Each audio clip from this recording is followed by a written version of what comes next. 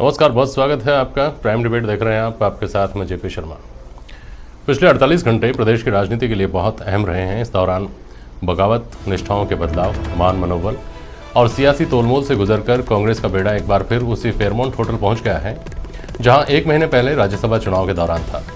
प्रदेशाध्यक्ष और उप मुख्यमंत्री सचिन पायलट ने कल बगावत का मोर्चा खोला और कांग्रेस सरकार पर खतरे के बादल मंडराने लगे। दिन में सत्ता पक्ष की ओर से ये विधायकों को जुटाकर फेयरमाउंट होटल ले जाया गया और बताया गया और जताया गया कि उनके पास पर्याप्त संख्या बल है। कांग्रेस के रणनीतिकारों और फ्लोर मैनेजर्स ने यह भी संदेश दिया कि वो सचिन पायलट को मनाने की आखिरी कोशिश तक उनके लौटने की उम्मीद नहीं छोड़ेंगे। शाम को सचिन पायलट के खेमे से न्यूज एजेंसीज के माध्यम से खबरें आई कि सचिन ने सत्ता पक्ष के पास जुटे विधायकों की संख्या पर सवाल उठाए हैं। खेमे की तरफ से आई असली परीक्षा विधानसभा के फ्लोर पर होने की बात कही है।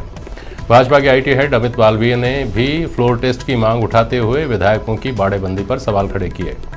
तो इस वक्त जो बात हर आदमी जानना चाहता है वो ये है कि क्या सरकार के पास पर्याप्त संख्या बल है, क्या सचिन पायलट को मनाए जाने और उनकी मान जाने की गुंजाइश अभी भी बची हुई है।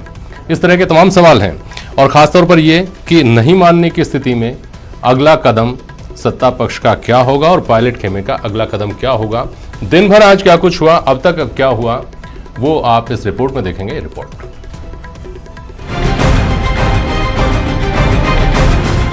टला संकट, बच गई सरकार। सियासी साजिश हो गई बेकार। सुलह मंत्र से सियासी संकट भागे। नंबर गेम में गहलोत आगे।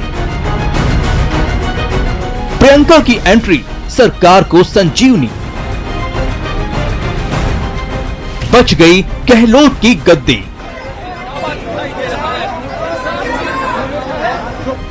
संकट की सुबह, सुलह की शाम। टोटल कितने नंबर आपके पास कितने हैं? 115। मरुधना में ऑल इज वेल।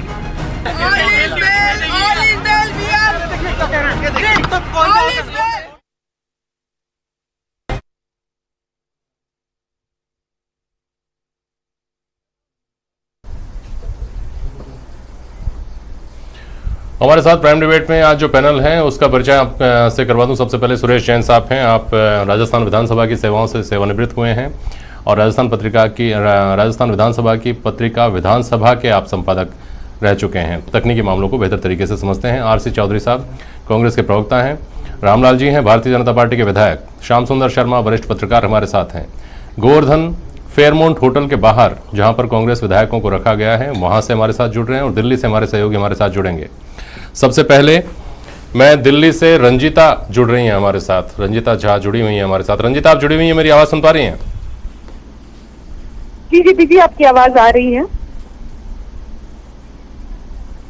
हाँ रंजीता, जो एक्शन दिन भर जयपुर में दिखाई दे रहा था, राजस्थान में दिखाई दे रहा था, वो शाम होते होते वो सारा एक्शन दिल्ली में शिफ्ट होता हुआ दिखाई दिया जब ये खबर आई कि सचिन पायलट ने खुद नहीं लेकिन उनके खेमे से इस तरह का दावा किया गया है कि अशोक गहलोत के पास सिर्फ 84 विधायकों का समर्थन है। जब ये कहा गया कि असली परीक्षा फेयरमाउंट होटल में या मुख्यमंत्री निवास में नहीं होगी, असली परीक्षा तो विधानसभा के फ्लोर पर होगी, फ्लोर टेस्ट होना चाहिए।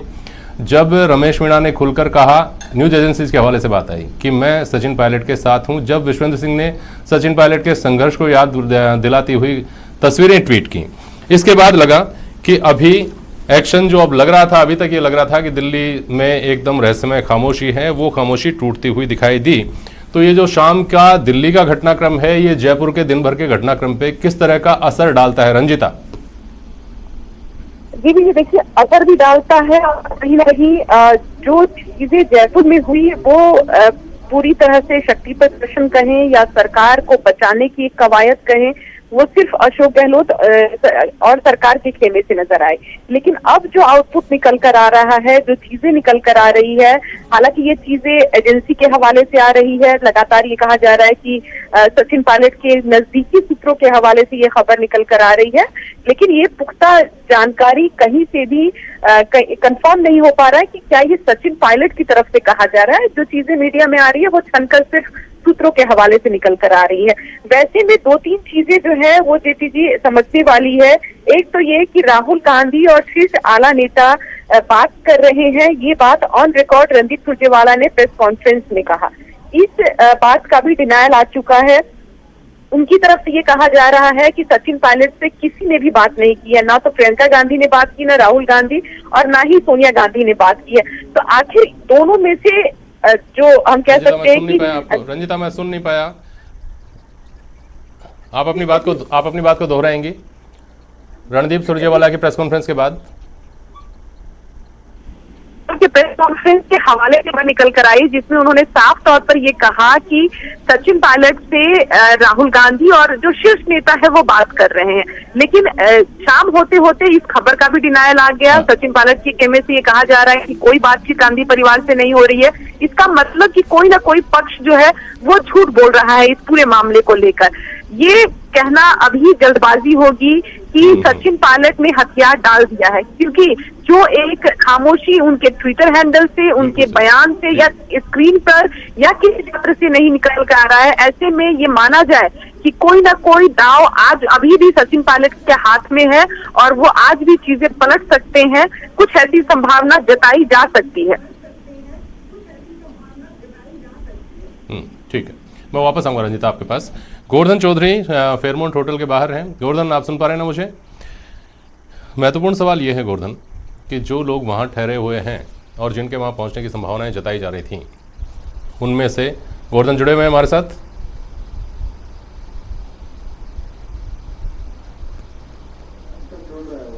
ठीक है, गोवर्धन हमारे साथ जुड़ेंगे अभी वापस, तब हम जाएंगे उनके पास में। रंजिता आपके पास वापस आ रहा हूँ। और दूसरा महत्वपूर्ण सवाल यह है कि सचिन पायलट ने, अभी हमने बात की कि सचिन पायलट के खेमे से जरूर बातें आ रही हैं, लेकिन सचिन पायलट ने खुद ने अपनी रहस्यमय जो उनकी चुप्पी है वो नहीं तोड़ी है, पहली बात। दूसरी बात यह है कि अभी तक भी किसी तरह का कोई बयान सीधा सचिन पायलट को टारगेट करके कांग्रेस पार्टी के जो जिम्मेदार नेता हैं उनकी तरफ से नहीं आया है। तो ये माना जा सकता है क्या कि डैमेज कंट्रोल की गुंजाइश या सचिन पायलट की वापसी की गुंजाइश अब भी बचती है? बिल्कुल कहा जा सकता है, और कहीं ना कहीं ऐसा लग रहा है कि इस गुंजाइश को सार्थक करने की कोशिश खुद सचिन पायलट भी अपनी तरफ से कर रहे हैं। क्योंकि आप देख सकते हैं कि ट्विटर हैंडल पर पिछले 3 दिन से किसी भी तरह की जानकारी या कोई बयान सचिन पायलट की तरफ से नहीं आया है। जीपी जी देखिए, आप भी जो राजस्थान की राजनीति है उसको समझते हैं। सचिन पायलट की जो पिछले 2 साल की राजनीति रही है उस पर अगर नजर डालें तो बहुत वोकल रहे हैं सचिन पायलट अपनी चीजों को लेकर। चाहे वो 2018 के चुनाव के बाद सीएम बनने से लेकर तमाम जो अपने नजदीकियों को मंत्री बनाने को लेकर वो हमेशा आला कमान के सामने वोकल रहे हैं, अपनी बात को उन्होंने हमेशा रखा है। लेकिन आज जो 3 दिन से उन्होंने एक चुप्पी साध रखी है, कहा यह जा रहा है, दिल्ली के राजनीतिक गलियारों में खबर ये भी है कि इस बार सचिन पायलट अपने दिमाग से नहीं बल्कि किसी और के दिमाग से चल रहे हैं। इसका मतलब कि बीजेपी के साथ उनके संपर्क अभी भी है। कोई नेता है बीजेपी का जो उनको गाइड कर रहा है इस पूरे मामले पर, उनसे चुप्पी साधने की कहीं ना कहीं कोशिश करवाई जा रही है कि आप पूरे मामले पर ना बोले। इसके कई मायने निकाले जा सकते हैं। इसका ये भी कि क्या राजस्थान में जो तस्वीर देखने को मिली, खासकर जो विधायक जुटे विधायक दल की बैठक में, उनमें से कई विधायकों का दिल पलटकर दूसरी तरफ भी आ सकता है, या फिर अंदर खाने कुछ और खेल सोच कर रखा है सचिन पायलट ने। ठीक है रंजिता, एक सवाल का जवाब और संक्षेप में दीजिए, बहुत संक्षेप में दीजिएगा। गोवर्धन हमारे सहयोगी जुड़ रहे हैं, उनके पास में जाऊंगा। क्या प्रियंका गांधी के कल जयपुर आने की जो बातें कही जा रही हैं, जो संभावना जताई जा रही है, उसमें दम है? आज पूरे दिन भी इसी तरह की खबरें आई। कल भी कहा जा रहा था कि राहुल गांधी और सचिन पायलट के बीच मुलाकात होगी। आज भी इस तरह की खबरें छनकर आई। कहा जा रहा था गांधी परिवार की तरफ से अब प्रियंका गांधी ने कमान संभाल लिया है। ऐसी कोई खबर प्रियंका गांधी का ऑफिस जो है वो कंफर्म करने की स्थिति में नहीं है। उनकी तरफ से अभी तक इस खबर को कंफर्मेशन नहीं मिला है। ठीक है रंजिता, शुक्रिया आपका। जरूरत होगी तो मैं आपको वापस बुलाऊंगा, कोई अपडेट हो तो आप दीजिएगा। गोवर्धन आपके पास आ रहा हूं और हमारे साथ मेहमान जो स्टूडियो में हैं उनसे चर्चा शुरू करूं उससे पहले फेयरमाउंट होटल में जो कुछ चल रहा है उसके बारे में आप बताइए। खास तौर पर ये जो खबरें छनकर आ रही हैं कि वहाँ जो विधायक मौजूद हैं उनमें एक तरह का रिसेंटमेंट है और वो ये मांग उनकी मुखर हो रही है कि जो लोग अनुशासनहीनता कर रहे हैं उनके खिलाफ कार्रवाई में देरी क्यों, उन्हें नोटिस दिया जाए। इस बीच खबर यह भी है कि बहुत जल्द शायद नोटिस दिया जाएगा उन सबको जिन्होंने पार्टी व्हिप का उल्लंघन करके जो वहाँ नदारत हैं, वहाँ जिनके जो मौजूद नहीं है। गोवर्धन।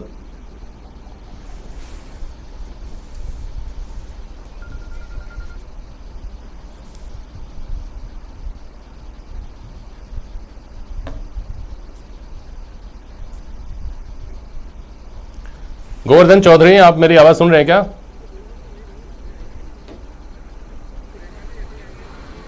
जी जी गोवर्धन, आप मेरी आवाज सुन रहे हैं तो ये जानना चाह रहा हूं आपसे कि जो विधायक मौजूद हैं फेयरमाउंट होटल में, उन लोगों के बारे में ये कहा जा रहा है कि वो कार्रवाई चाहते हैं उन लोगों पर जो वहां गैर मौजूद हैं, जिन्होंने अनुशासनहीनता की है, और इस तरह का अब उनको कारण बताओ नोटिस जारी किया जाएगा जल्दी, इस तरह की खबरें भी आ रही थी। गोवर्धन। बिल्कुल, देखिए जो विधायक दल की बैठक की जब खत्म हुई थी उसके कुछ देर बाद ही मीडिया को एक जो विधायक दल की बैठक में पारित एक प्रस्ताव भेजा गया।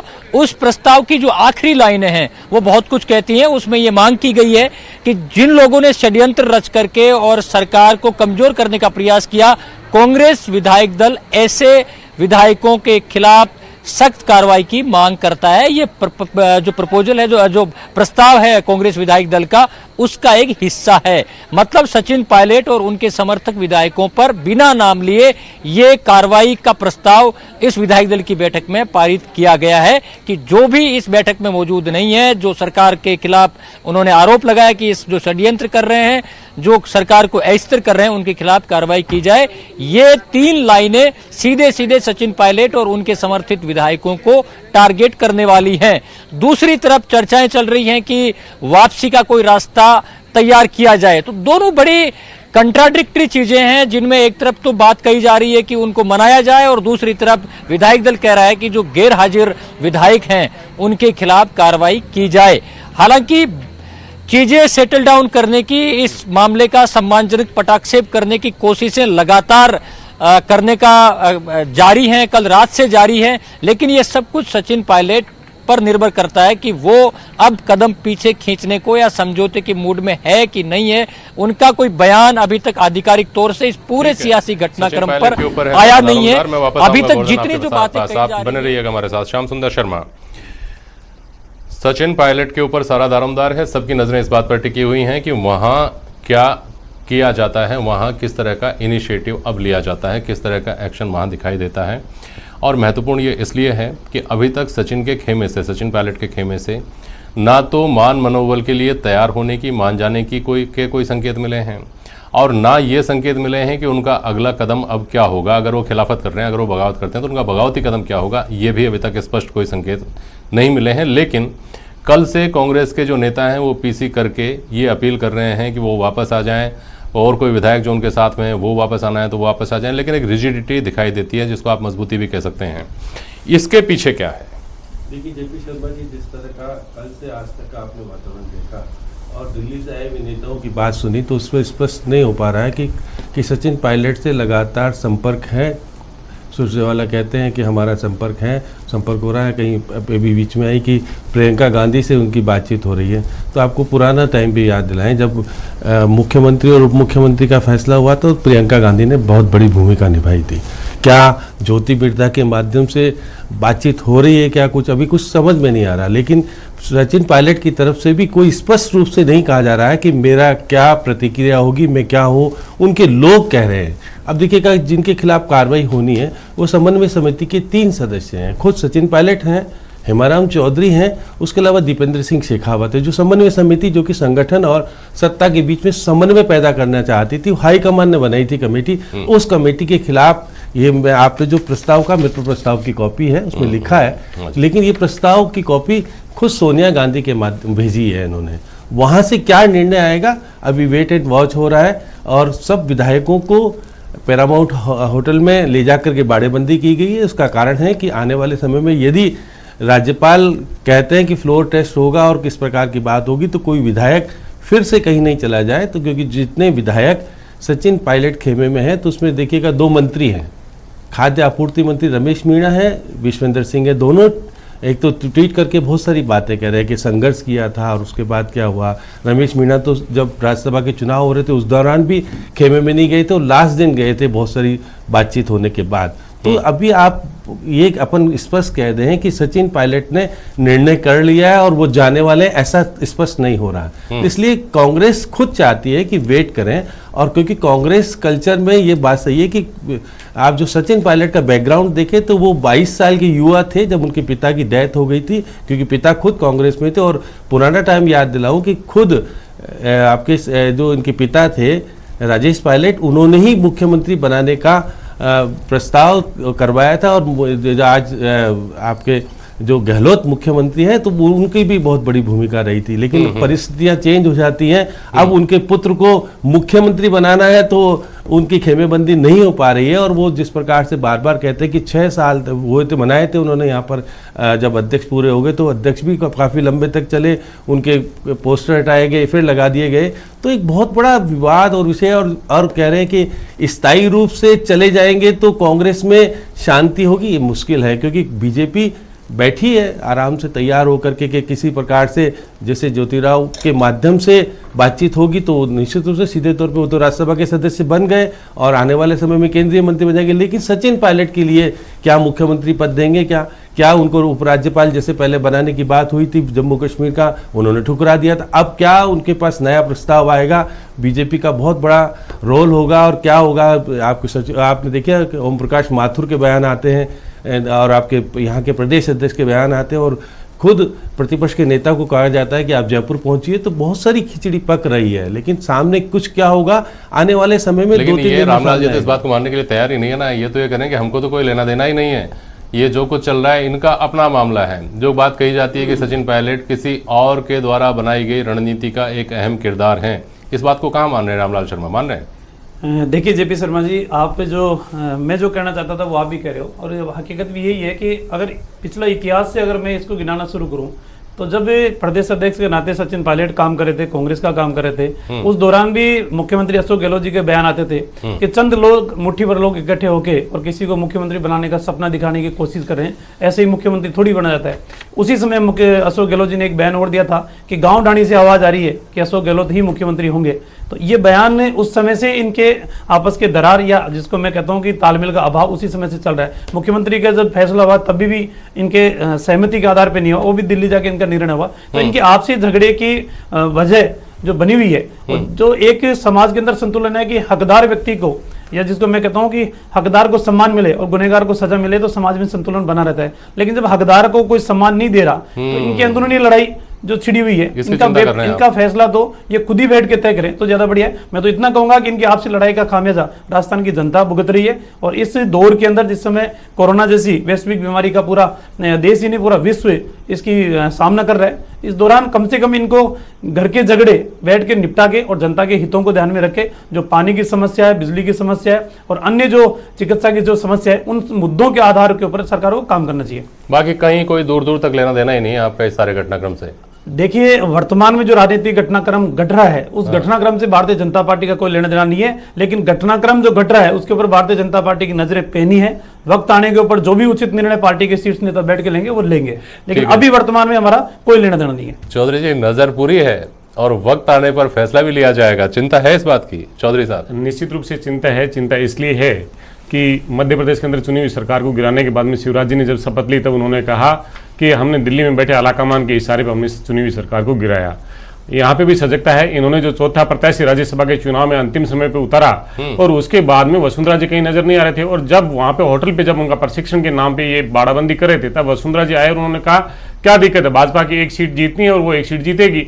अब आज ओम माथुर जी भी सपना देख रहे हैं, सतीश पूनिया जी भी देख रहे हैं और तमाम गुलाबचंद कटारिया जी भी देख रहे हैं, राजेंद्र राठौड़ जी भी देख रहे हैं, विजेंद्र सिंह शेखावत जी भी देख रहे हैं। क्या हुआ? ये देखना चाहिए, सपना देख रहे हैं, लेकिन बहुत लोग सपने देखते हैं। हाँ, निश्चित रूप से आप कह रहे हो सपना देखना कोई गुना नहीं है, लेकिन सपने इस हैसियत से देख रहे हैं कि अमित शाह जी ने कहा था कि राजस्थान के अंदर 180 सीट जीत के आएंगे हम, ये अंगद का पांव, और राजस्थान की जनता ने उस अंगद के पांव को हटा दिया।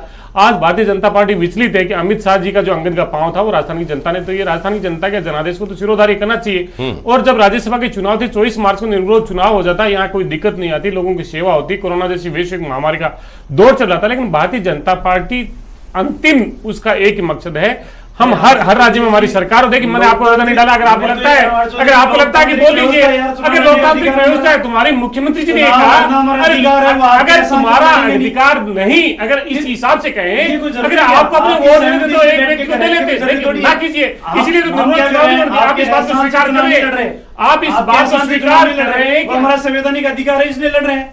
आपकी अनुमति लेके लड़ रहे हैं क्या? बोल लीजिए, आप बोल लीजिए, आप बोल लीजिए, एहसान कर रहे हैं हमारे ऊपर, बोल लीजिए कि हम आपको परमिशन दे रहे हैं इसलिए चुनाव लड़ रहे हैं, हमारी सरकार है, हम चाहे तो एसओजी के द्वारा या एटीएस के द्वारा या एसीबी के द्वारा आपके खिलाफ भी मुकदमे दर्ज करा लेते हैं, जो कर रहे हो ना मुकदमे दर्ज कराकर। ये बीजेपी का विश्लेषण दिखाता है, बीजेपी के नेता की जब बौखलाहट बढ़ती है तो आप समझिए कि बीजेपी के नेता क्यों बोलता है बीच में। यही भारतीय जनता पार्टी कह रही है कि फल लगी हुई जो टहनी है हमारे आंगन में आ जाएगी और हम जनता के जनादेश को ठुका देंगे। ये आपकी खाली जो सौपन है, इनको देखते रहिए, ये टहनी आपके घर में गिरने वाले कहीं नहीं है। इसलिए राजस्थान की जनता के प्रति वचनबद्धता निभाइए। जो आप आईटी की जो रेट डाल रहे हैं, आईटी की रेट आप पार्टी के राज्य के जो उपाध्यक्ष है उनके डाल रहे हैं, हमारी सरकार के जो मंत्री हैं उनके डाल रहे हैं। इससे पहले आपने जो आईटी है, सीबीआई है, ईडी है, ये आपके 3 हथियार है, जहां जहां पे आपको लोकतंत्र को कुचलना होता है इनको भेज देते हैं। लेकिन राजस्थान की जनता, राजस्थान के विधायक आपकी ईडी से, आईटी से कतई डरने वाले नहीं है। ये भारतीय जनता पार्टी को तय कर लेना चाहिए। जिस होटल में आपके आईटी और ईडी है ना, उसी होटल में हमारे विधायक है, उसी होटल में हमारे विधायक है।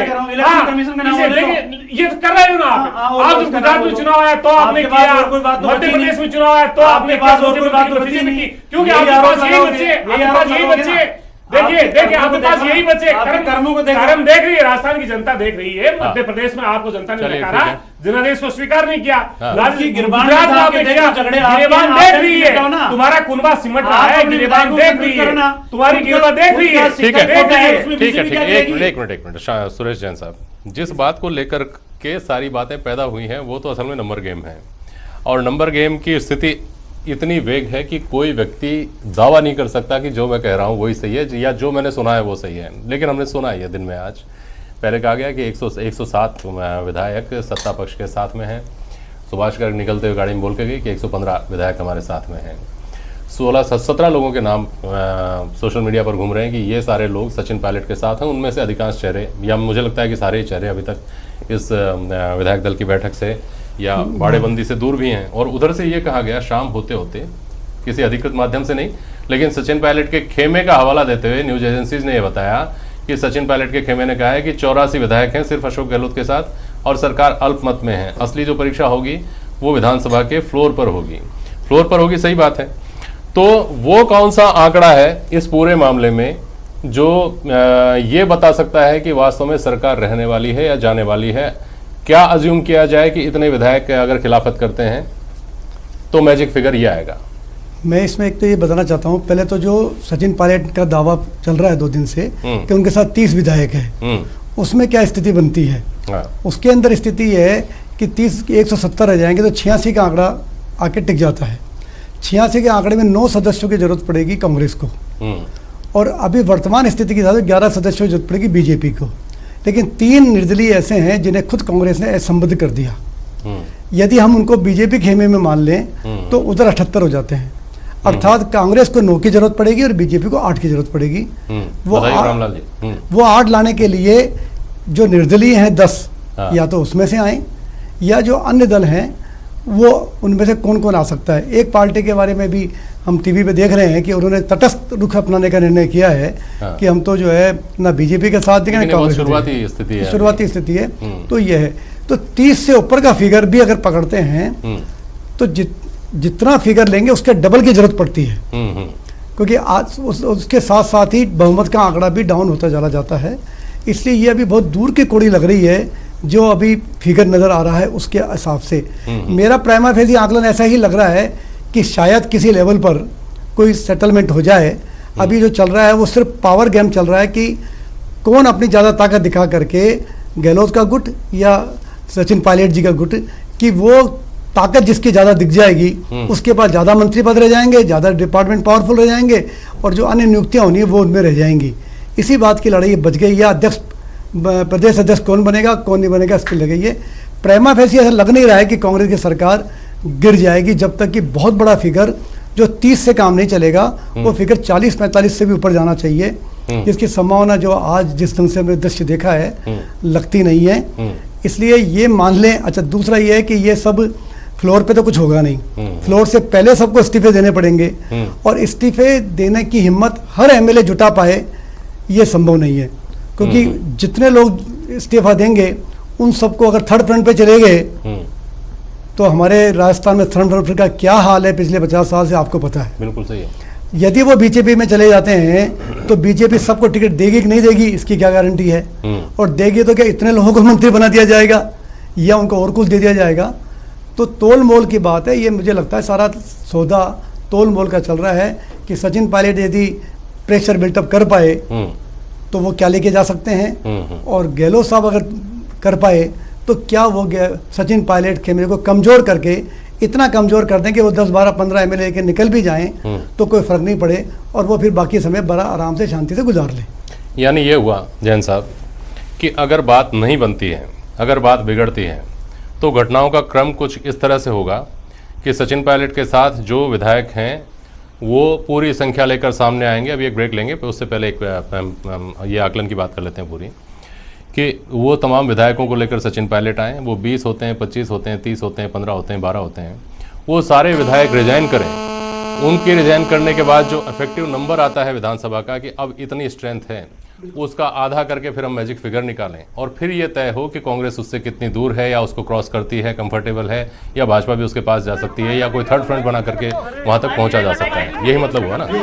यानी तब तक ये बातें करना, जब तक फिगर नहीं आए तब तक ये बातें करना समझदारी से के आसपास है कि नहीं, ये कहना मुश्किल है। दानिश अब्रार कुछ बोल रहे हैं, सुनते हैं।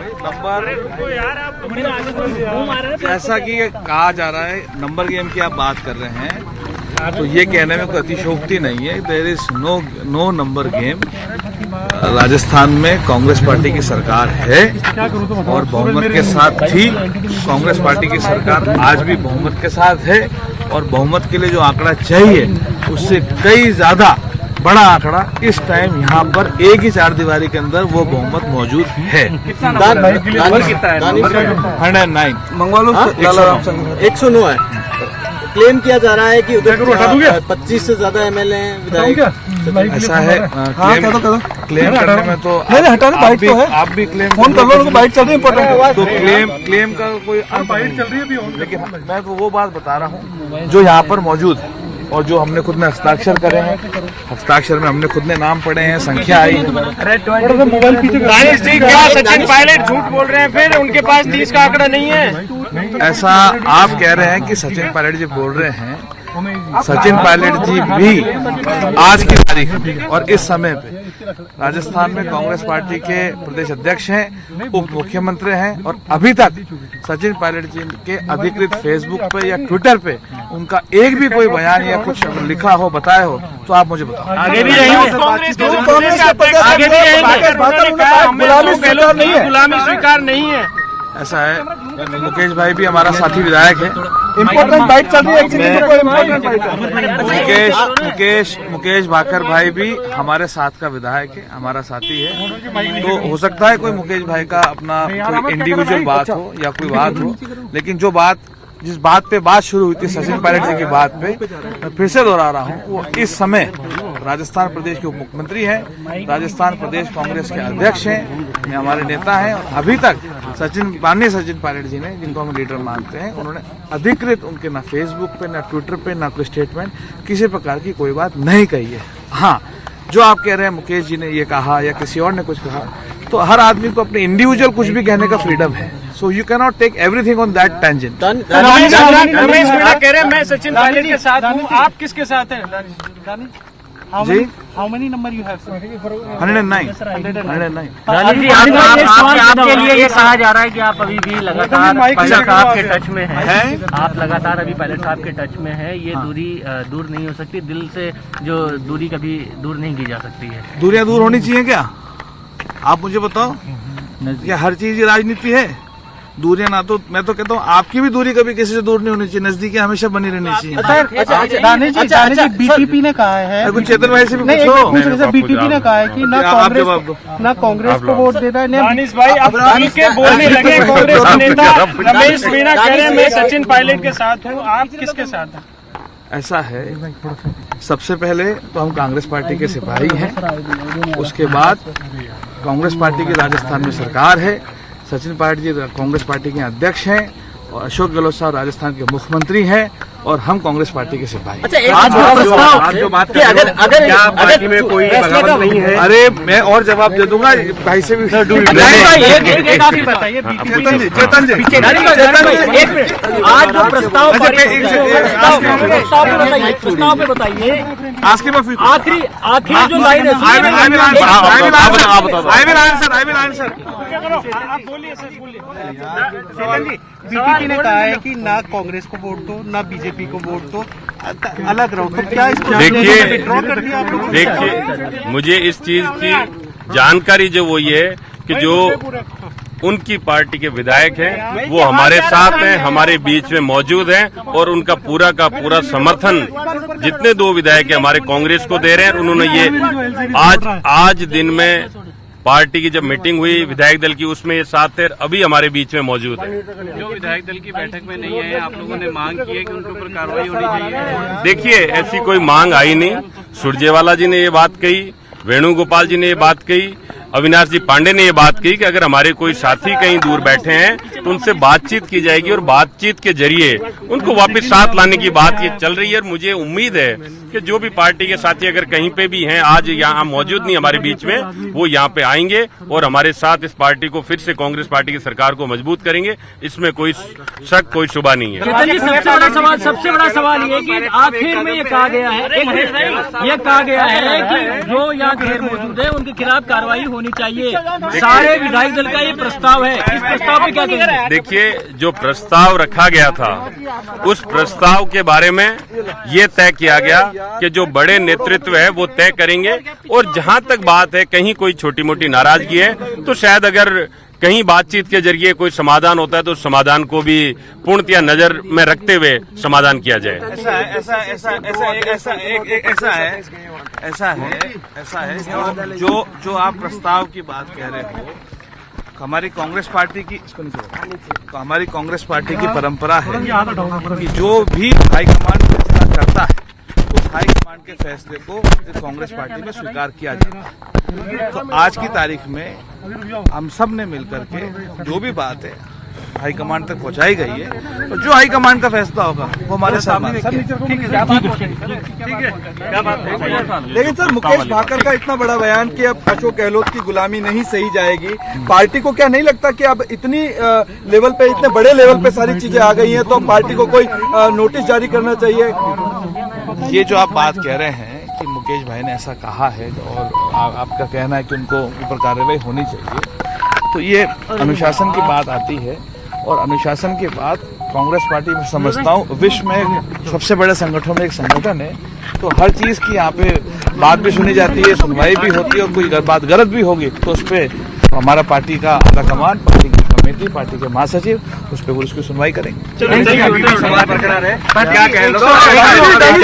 अभी भी आपने, अरे हम सब कांग्रेस पार्टी के हैं।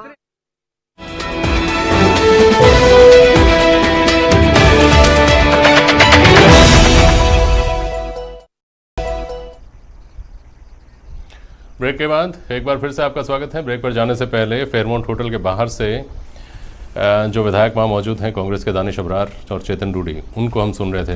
गोवर्धन चौधरी हमारे संवाददाता वहाँ मौजूद हैं। गोवर्धन, जो बात कही जानी थी उसके लिए दानिश अबरार का और चेतन डूडी का चेहरा आगे किया गया, उन्होंने आकर बोली, नई कोई बात नहीं बोली। उन्होंने वही कहा कि हम सब लोग साथ में हैं, एकजुट हैं, हमारे पास कंफर्टेबल मेजोरिटी में हम लोग 109 विधायक यहाँ पर मौजूद हैं।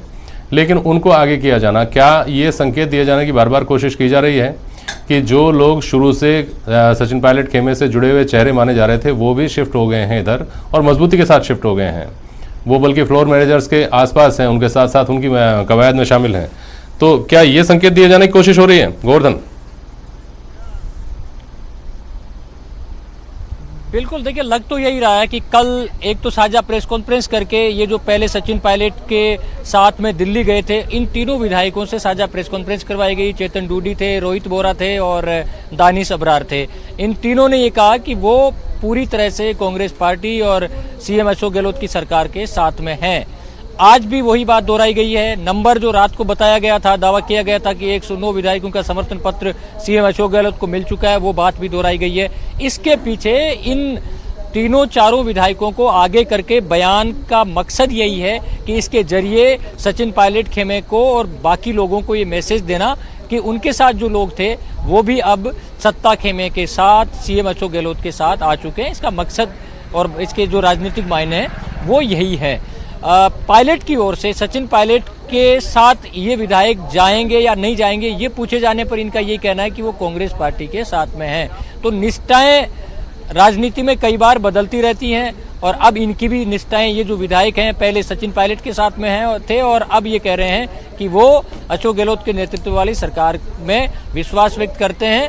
लिहाजा दूसरी तरफ की कोई बात वो करना पसंद नहीं कर रहे हैं। ज्यादातर सवालों के डिप्लोमेटिक जवाब अभी दिए जा रहे हैं। साफ तौर से कोई ये कहने को तैयार नहीं है कि सचिन पायलट को अब वापस लौटने वाली जो स्थिति है वो है या नहीं है। इसको लेकर के कोई सवाल का जवाब अब तक किसी भी नेता ने साफ तौर से नहीं दिया। प्रस्ताव को लेकर के भी अनजान बने हुए हैं। दोनों से हमने साफ तौर से पूछा कि वो जो 3 लाइन जो आखिर में थी उस प्रस्ताव के, उसको लेकर के क्या है, तो वही कांग्रेस का एक कल्चर है कि हाईकमान इस पर फैसला करेगा। जबकि सारे विधायकों की ओर से ये मांग की गई है उस प्रस्ताव में कि जो गैर हाजिर हैं इस बैठक में उनके खिलाफ कार्रवाई की जाए। तो अंदर प्रस्ताव कुछ है और बाहर आकर के बयान कुछ है। ये ही सियासत है जी। ठीक है, श्याम सुंदर शर्मा, यही सियासत है, गोवर्धन चौधरी कह रहे हैं।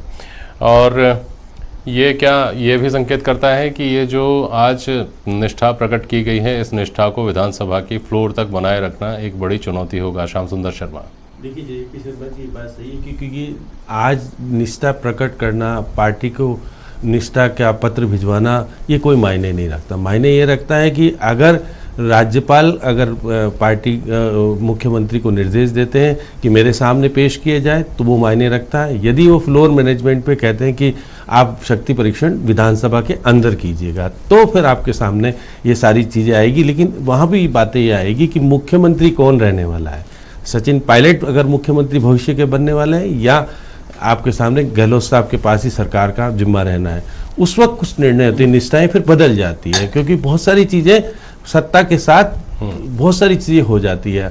अभी भी सचिन पायलट क्योंकि कांग्रेस के प्रदेश अध्यक्ष हैं, वो उनको हटाया नहीं गया है और बाकायदा बार बार दानिश अबरार का कहना, चेतन डूडी का कहना, रोहित बोरा का कहना, एक साथ प्रेस कॉन्फ्रेंस करना और कहना कि वो अभी भी प्रदेश अध्यक्ष हैं और उनके खिलाफ कोई कार्रवाई नहीं है, उन्होंने उनकी तरफ से कोई बात वापस आता हूँ आपके पास। एक चीज़ समझाइए श्याम जी, आप और सुरेश जैन साहब आप समझाइए कि अब फ्लोर टेस्ट हो, इसकी मांग कौन कर सकता है और उसके लिए उसको क्या करना होगा। जैसे अगर सचिन पायलट का खेमा करता है तो क्या उनको अपने विधायकों की परेड पहले राज्यपाल के सामने करवानी होगी कि देखिए इतने लोग अब सरकार के साथ नहीं है, सरकार अल्पमत में आ गई है।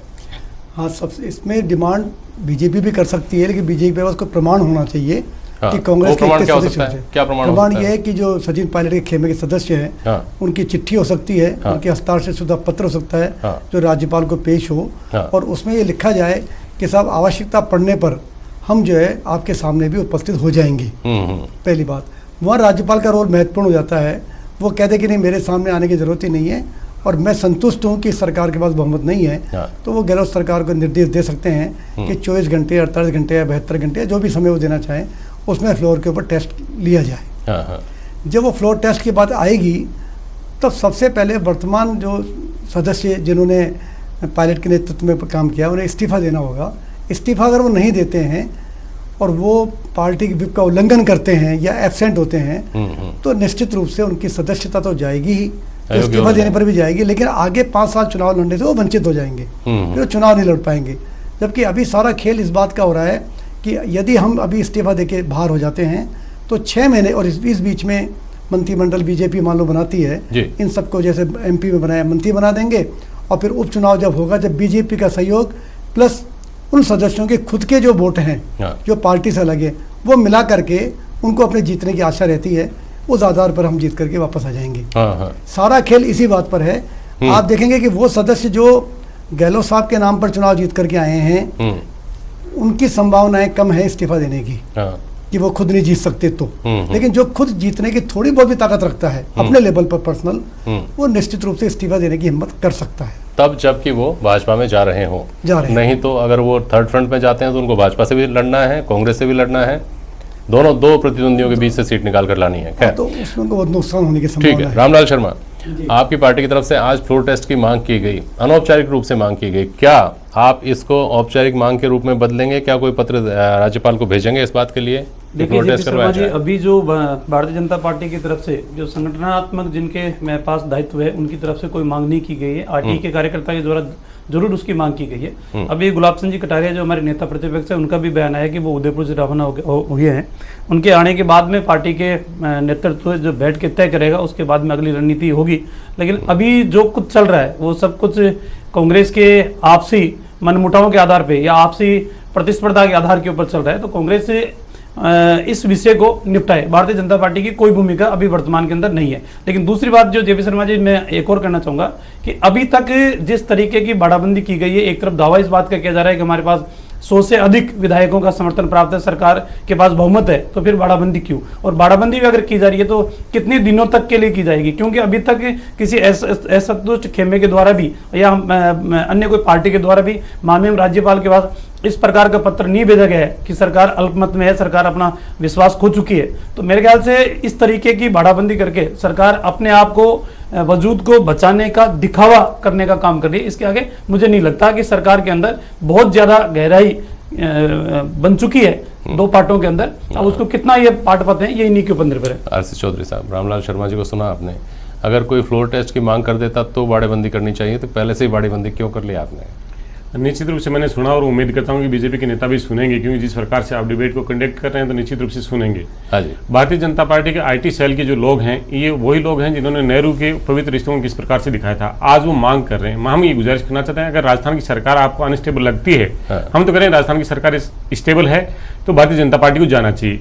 यही वो भारतीय जनता पार्टी है जिसके, जो मध्य प्रदेश में जैन साहब ने जो जिक्र किया, मध्य प्रदेश में कांग्रेस के विधायकों के इस्तीफे भारतीय जनता पार्टी के नेता लेके जाते हैं और वो विधानसभा अध्यक्ष के सामने प्रस्तुत करते हैं। उसके बाद में जो राज्यपाल हैं वो कह रहे हैं 2 ही दिन के अंदर आपको बहुमत सिद्ध करना होगा। क्या हम बार बार लोगों को बुलाते रहेंगे? आज भारतीय जनता पार्टी को सामने आना चाहिए। अगर राजस्थान के अंदर स्वतंत्र सरकार चाहते हैं कि वो जनता के प्रति जवाबदेही का निर्वहन कर सके, तो इन्हें राजस्थान की जनता के सामने स्वयं अपना एजेंडा सामने पेश करना चाहिए। आज एक मंत्री पे आपने आईटी का छापा डाला है, कल आप इस दबाव के लिए और पे डालेंगे। गुजरात में जहां बीटीपी के, देखिए मैंने सुना अब आपको लगता है, तो अगर आपको ये लगता है, देखिए हमने देखिए आप अगर किसी के प्रति हो रही है वो गलत है। देखिए भारतीय जनता पार्टी को दिक्कत किससे है? एसओजी से, आईटी से नहीं है। आईटी अगर मंत्री पे छापा मारे दिक्कत नहीं है, आईटी अगर पार्टी के उपाध्यक्ष पे छापा मारे दिक्कत नहीं है। एसओजी अगर उप मुख्यमंत्री और मुख्यमंत्री दोनों को नोटिस देके बुलाती है, तुम्हारे तो कभी प्रधानमंत्री को नहीं दिया, कभी दिया क्या तुम? अरे रामलाल शर्मा जी, आपका चरित्र देश देख रहा है, राजस्थान नहीं पूरा देश देख लिया। आपकी विस्तारवादी नीति को देश नकारेगा। तुमने विकासवाद के वादे से आए थे और विस्तारवादी नीति में निकल पड़े हो। तुम्हें राज्यसभा में सांसदों की संख्या बढ़ानी है, तुम्हें विधायकों की संख्या बढ़ानी है, राज्यों में सरकारें बढ़ानी है, लेकिन तुम्हें जनता की सेवा नहीं करनी है। विस्तारवादी नीति देख रही है तुम्हारी। अभिषेक आड़ा, इस तरह की खबरें भी आ रही हैं कि जैसे ये बना हुआ है अंदेशा कि जयपुर में फेयरमाउंट होटल में जो लोग हैं, क्या उनकी निष्ठा को विधानसभा तक पहुंचाया जाना, राज्यपाल तक पहुंचाया जाना चुनौती है? क्या उसी तरह की खबरें जो आ रही हैं सचिन पायलट के खेमे को लेकर, उस बारे में कोई इनपुट है कि वहाँ भी कुछ लोग हो सकते हैं जो वेट एंड वॉच की स्थिति में हैं, जिधर पलड़ा उनको भारी होता हुआ दिखेगा उधर जाने की स्थिति में रहेंगे आखिर तक? अभिषेक आड़ा,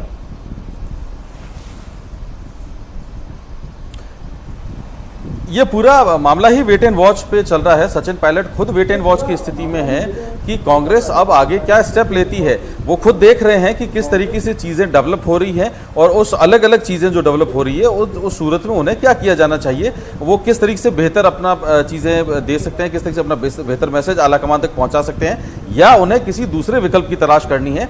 तो उसके लिए कांग्रेस से एग्जिट करने का बेहतर प्लान क्या हो सकता है? वो खुद पूरा वेट एंड वॉच करने की स्थिति में है और ये भी संभावना जताई जा रही है कि जो दोनों खेमे हैं उसमें क्या उनमें किसी तरह की फूट की खबरें जो आज शाम को आ रही थी वो सही है?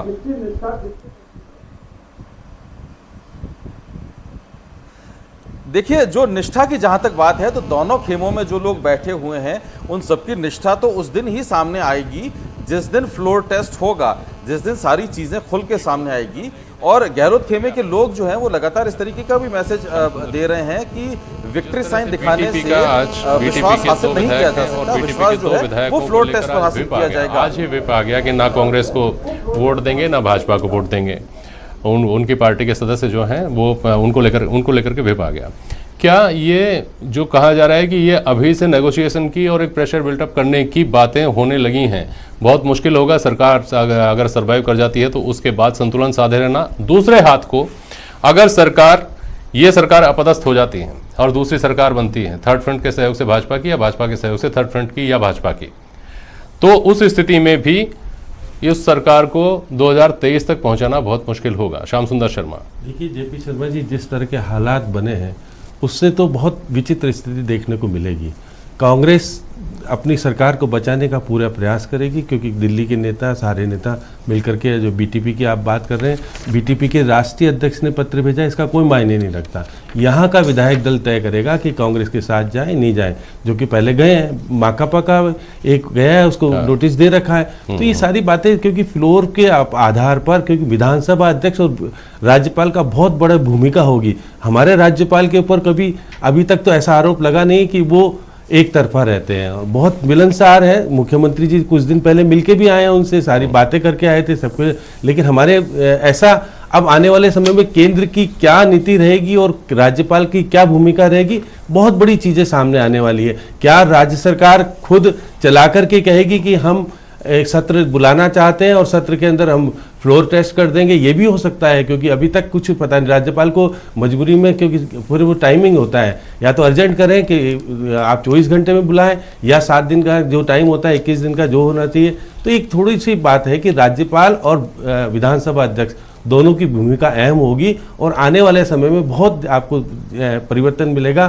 क्या सचिन पायलट अपनी भूमिका को स्पष्ट कर पाएंगे कल तक या परसों तक कि वो किधर जा रहे हैं, वो निर्णय कर पाने की स्थिति में है या नहीं है? वो अपने साथियों को साथ रख करके क्या निर्णय करेंगे? ये बहुत बड़ी चीजें सामने आ रही है। अब सोनिया गांधी को निर्णय करना है क्योंकि प्रस्ताव सोनिया गांधी के पास भेजा। इन्होंने जो कह रहे थे कि कार्रवाई कीजिए, कार्रवाई करने का अधिकार, अब ये वेणुगोपाल यहाँ बैठे हैं, वेणुगोपाल को भी सोनिया गांधी कहेंगी तो पत्र जारी होगा। तो बहुत सारी चीजें आपको दिखेगा कि अशोक गहलोत चाहेंगे कि किसी तरह से पायलट के वो जिस आधार पर जहां चाहते हैं कि बाहर करें, क्या करें, वो चाहेंगे कि हमेशा के लिए बाहर हो जाए, लेकिन वो फिर आराम से सरकार नहीं चला पाएंगे क्योंकि बहुत सारी चीजें वो बीजेपी में क्या कुछ गुल खिलेगा, बहुत पेचीदगियां हैं। और मैं कह रहा हूँ विधानसभा फ्लोर के अंदर जाने के बाद क्या कुछ रहेगा सामने, कितने लोग सचिन पायलट के साथ रहेंगे, कितने इस्तीफे देंगे और क्या कुछ होगा, ये बहुत सारी राजनीतिक खेल जो मध्य प्रदेश में और कर्नाटक में